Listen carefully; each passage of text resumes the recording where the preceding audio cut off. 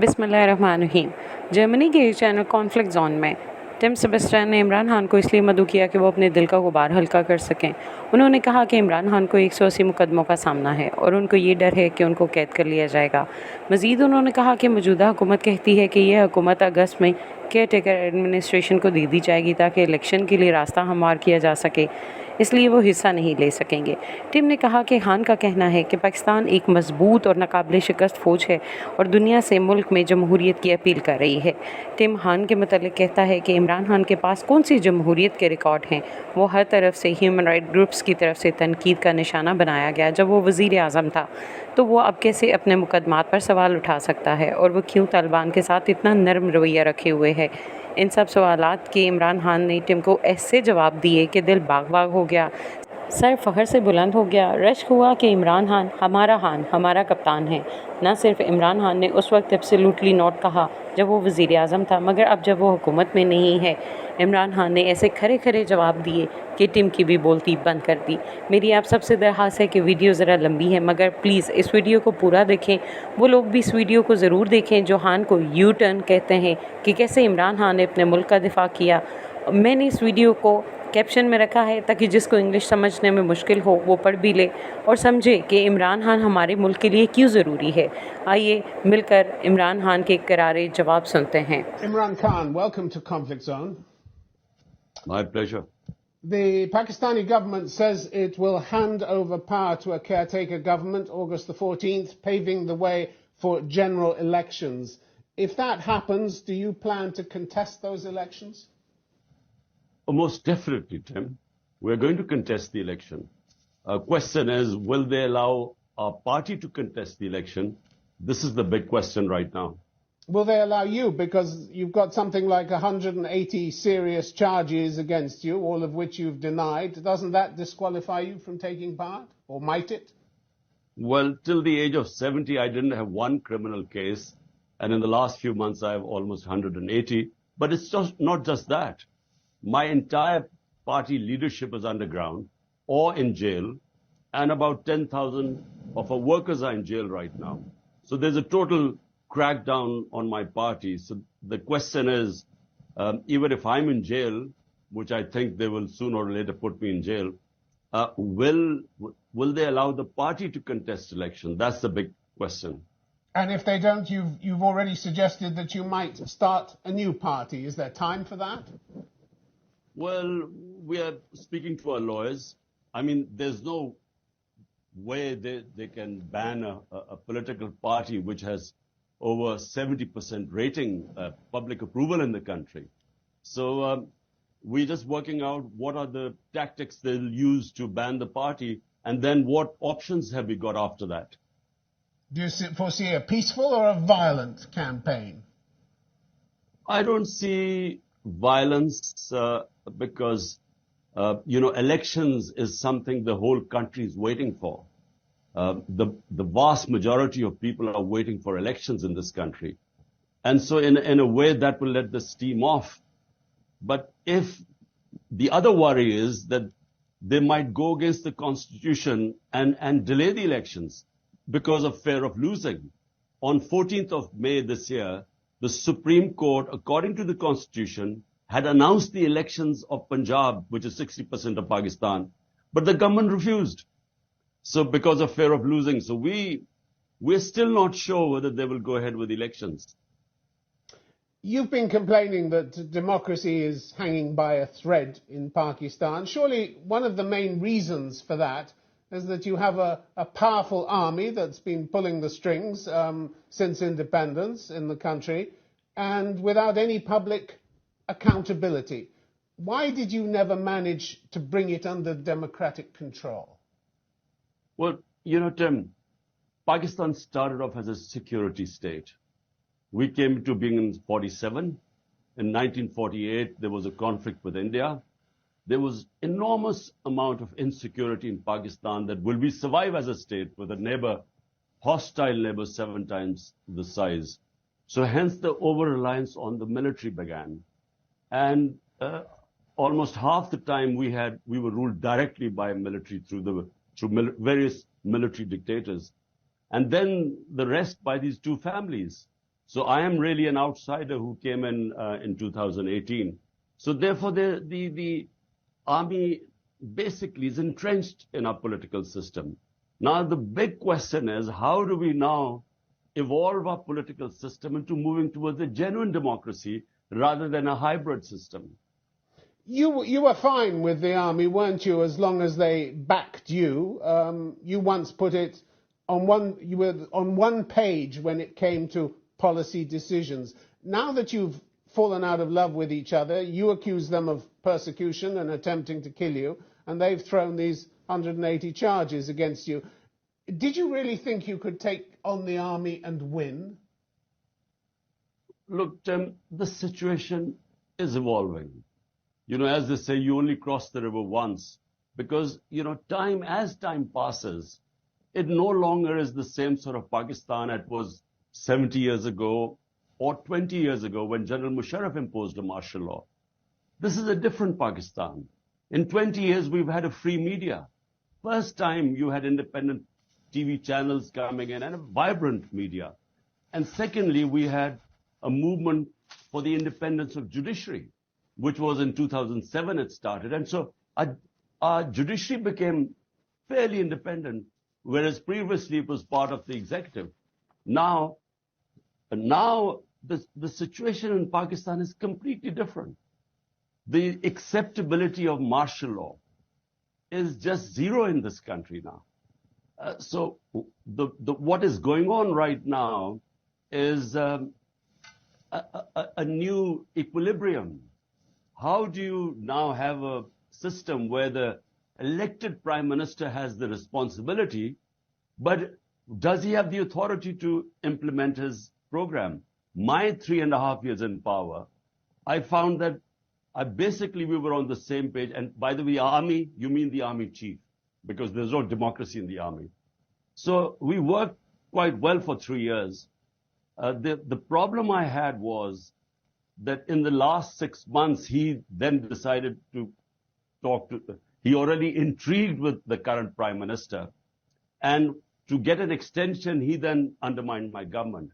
But the only problem I had with him before that was that I wanted my whole party is called Movement for Justice, bringing the powerful under the law. When you were pushed out of office by the no confidence vote last year, you could have quietly accepted it. You could have gone into opposition and waited to contest the elections.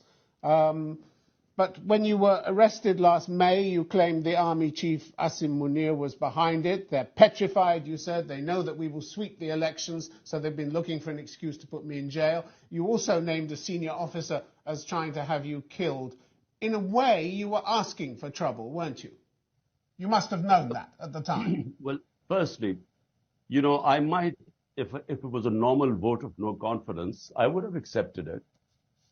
The problem was that in this case, there was a lot of money, money exchanged hands, and the army chief, intrigued, used the intelligence agencies, to bring our government down. Now, I still would have accepted it. But I had started my politics 27 years ago against these two corrupt families.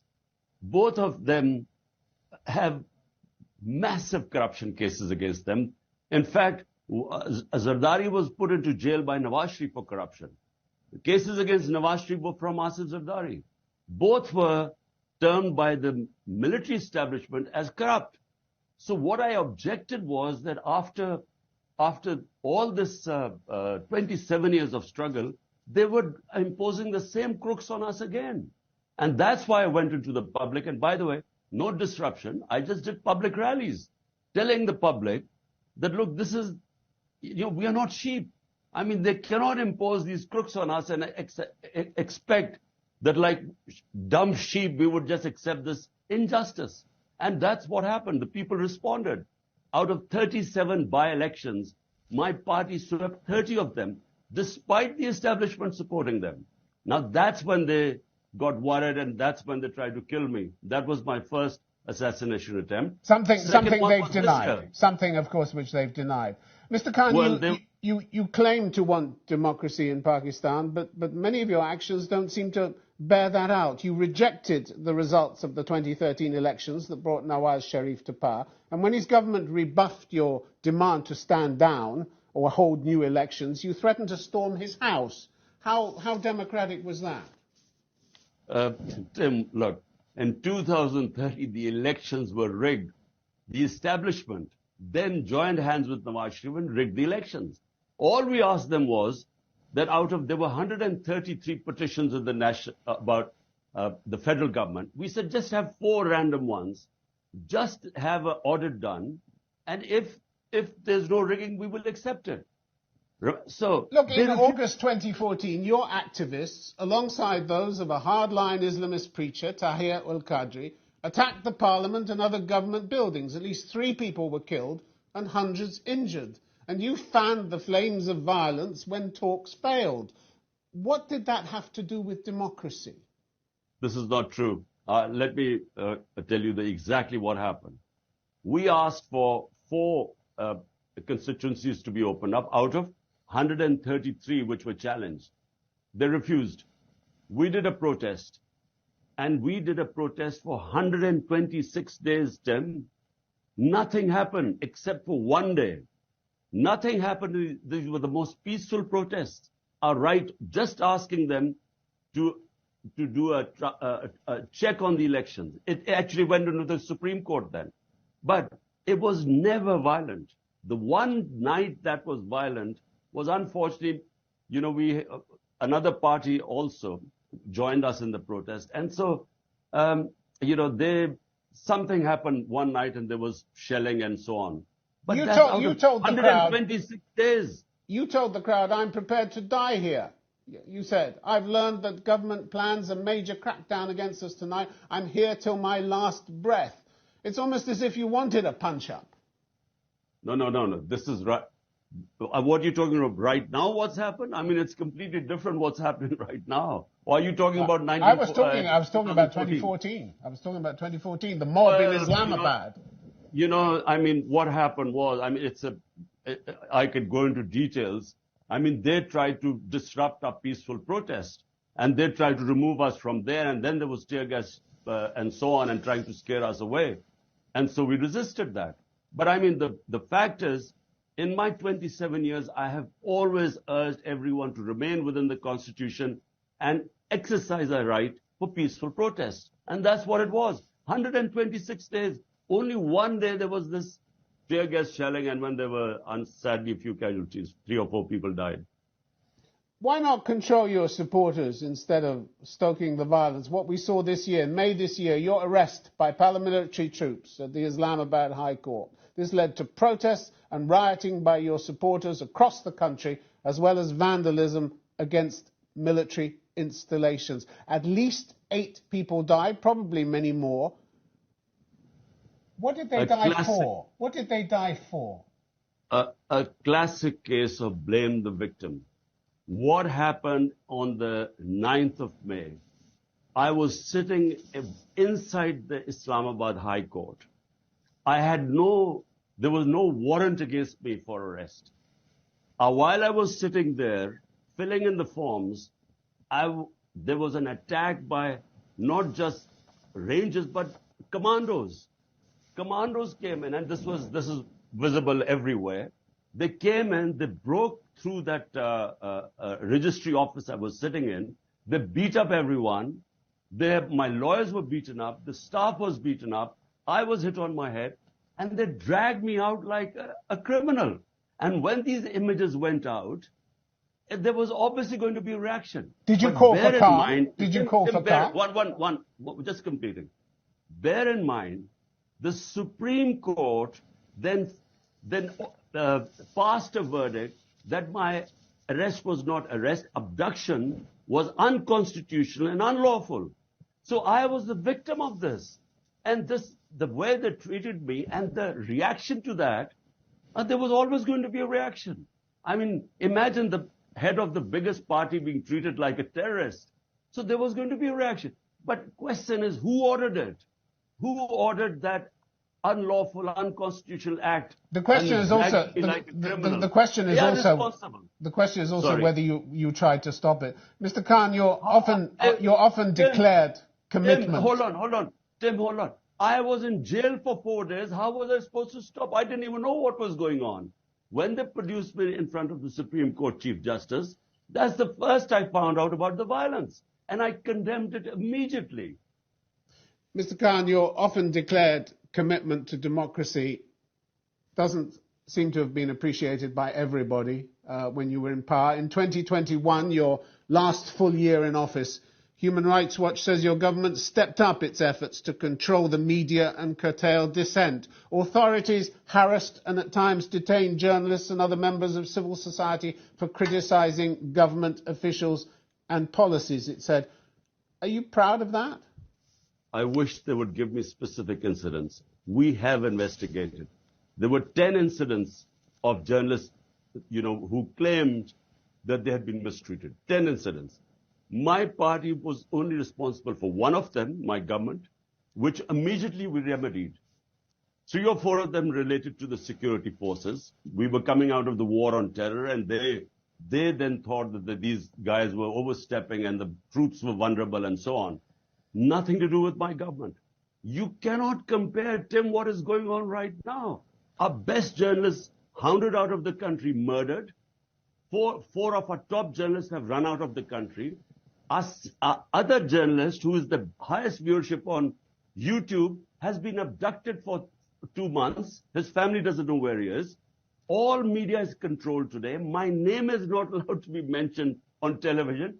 Mr. Khan, can we stay with your record? Not even during martial law is there such sort of media clampdown. Can we stay with your record? Because still in 2021, Human Rights Watch said the authorities expanded their use of draconian sedition and counter-terrorism laws to stifle dissent and strictly regulate civil society groups critical of government actions. Authorities also cracked down on members or supporters of opposition political parties. In their view, you ran a pretty nasty government, didn't you? Or did Human Rights Watch just make all this up? I wish they would give some specific examples, because I can tell you, my time was liberal. Judiciary was never interfered with. The police was never told to victimize people. 10,000 workers of mine are in jail today.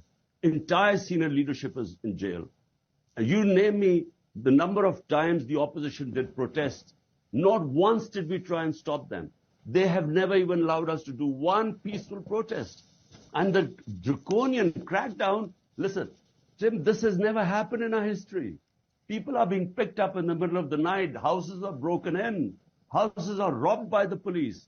The reign of terror right now, even in General Musharraf's martial law, it was liberal compared to what is happening right now.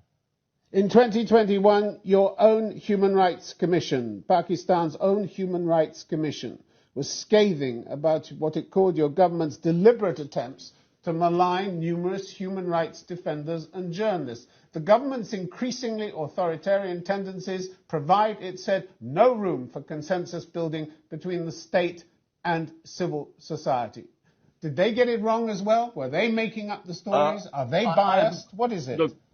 Tim, look, I never claimed that, there was this nirvana of this great democracy immediately we installed in our 3.5 years. Bear in mind that in the last 60 years, half the time was military dictators and half the time these two families. So my government, this was the first time we were in power. And I can tell you, if you look at our record in terms of victimizing the opponents, 95% of the case against all political opponents were inherited by us, not initiated by us. And merely we were trying to pursue the same cases which we inherited. There was no victimization. The opposition could do any rallies. There were 3 long marches to Islamabad. Not one case was registered against them.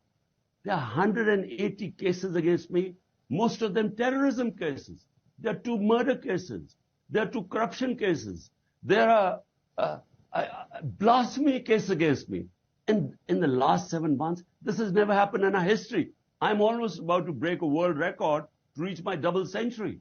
I mean, every day I wake up, there's another case. And remember, all my senior leadership is in jail or they are in hiding. So, I mean, I'm totally isolated today. I can't, the police outside my house, they check anyone who comes inside. In our worst martial law, these sort of things never happen. Team ने इमरान खान से ये सवाल किया कि वो क्यों तालिबान का हामी है और क्यों उनके साथ खान का रवैया नरम है, और इमरान खान ने ये स्टेटमेंट क्यों दी है कि अफ़गानिस्तान ने गुलामी की बेड़ियाँ तोड़ दी हैं, जबकि आपने देखा है अफ़गानिस्तान की औरतें ये बेड़ियाँ तोड़ने से बहुत दूर हैं, वहशियाना तौर पर तालिबान से मुंसलिक भी हैं। टिम ने बारहा ये कोशिश की कि इमरान खान से अपनी मर्ज़ी की स्टेटमेंट दिलवा सके। उसके लिए वो बार बार इमरान खान को कहता रहा कि आपके पास अब भी मौका है, अपनी मर्ज़ी की स्टेटमेंट को रिवाइज़ कर लें। लेकिन इमरान खान ने जी खुश कर दिया। हम पूरी दुनिया के ज़िम्मेदार नहीं हैं, हम उनके लिए अपने मुल्क के मफादात को नहीं छोड़ सकते। अफ़गानिस्तान हमारा हमसाया मुल्क है, हमारा बॉर्डर उनके साथ लगता है, उनके ख़िलाफ़ मैं क्यों कोई स्टेटमेंट दूँ? कौन सा आपने या किसी और मुल्क ने इस पर कोई स्टेटमेंट दी? जब गैरकानूनी तरीके से मुझे गिरफ़्तार किया गया, मेरे 10,000 वर्कर उठाए गए, मुझ पे 180 से ज़ायद मुकदमात किए गए, तो आप क्यों चाहते हैं कि मैं अफ़गानिस्तान के ख़िलाफ़ कोई स्टेटमेंट दे के अपने मुल्क के 50% से ज़ायद लोग जो गुर्बत की सतह से भी नीचे हैं, उनके लिए मुश्किलात में इजाफ़ा करूं? इस पर टिम के तसुरात देखने वाले थे। ये है इमरान खान, जो कल भी हक और सच के साथ खड़ा था और आज भी डट के खड़ा है।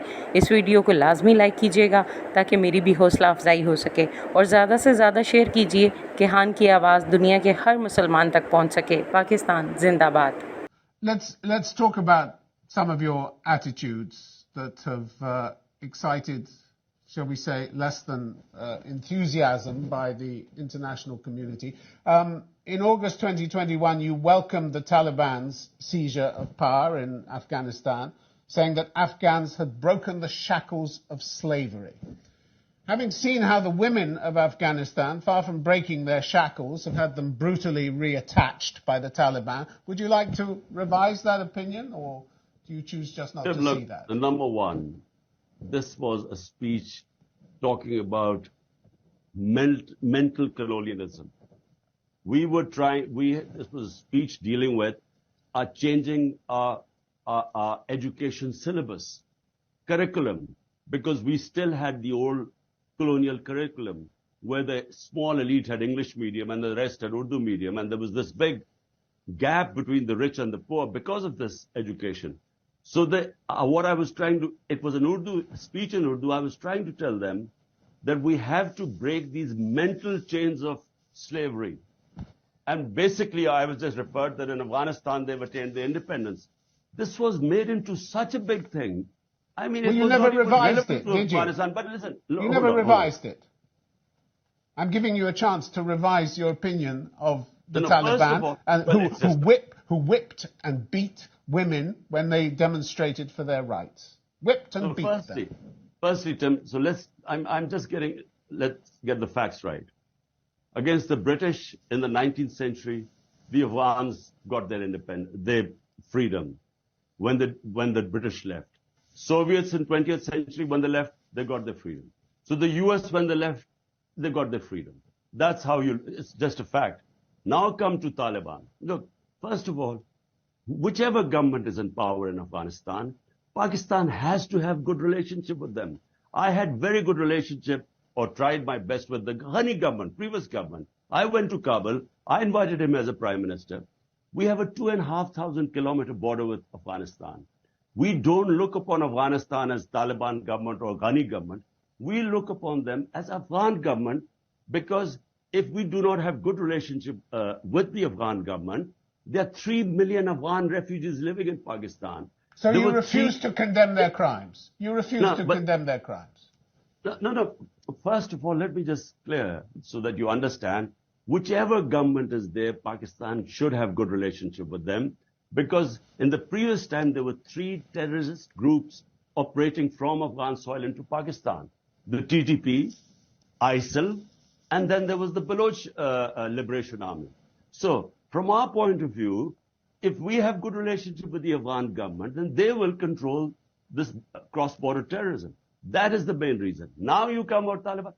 Look, Taliban must defend themselves, whatever they should. I'm not their spokesperson. You have nothing to say about the summary executions or enforced disappearances of more than 100 former Afghan security personnel, the hundreds of people who were evicted from their homes. Your administration said we must strengthen and stabilize the current government for the sake of the people of Afghanistan. Why would you, a self-declared Democrat, want to strengthen a government that was and still is repressing and brutalizing so many people in Afghanistan? That's what people in the West find difficult to understand. Tim, first of all, as the Prime Minister of the country, my top priority is people of Pakistan. What is good for them? What is good for our people is peace in Afghanistan. There's been 40 years of conflict in Afghanistan. And whenever there's a conflict in Afghanistan, it spills over into Pakistan's tribal areas. And so we then face destabilization in the northwestern border. So therefore, it's not up to me to start moralizing about other countries. Why not? You don't have any principles? No, there are principles. But, when you talk about foreign policy of a country, and let me tell you, the Western countries right now, our democracy is being dismantled in front of their eyes. Is there one statement against it? They talk about when something happens in Hong Kong, they blame China for being anti-democratic, or Russia, or Uyghurs in China. About which you've said nothing.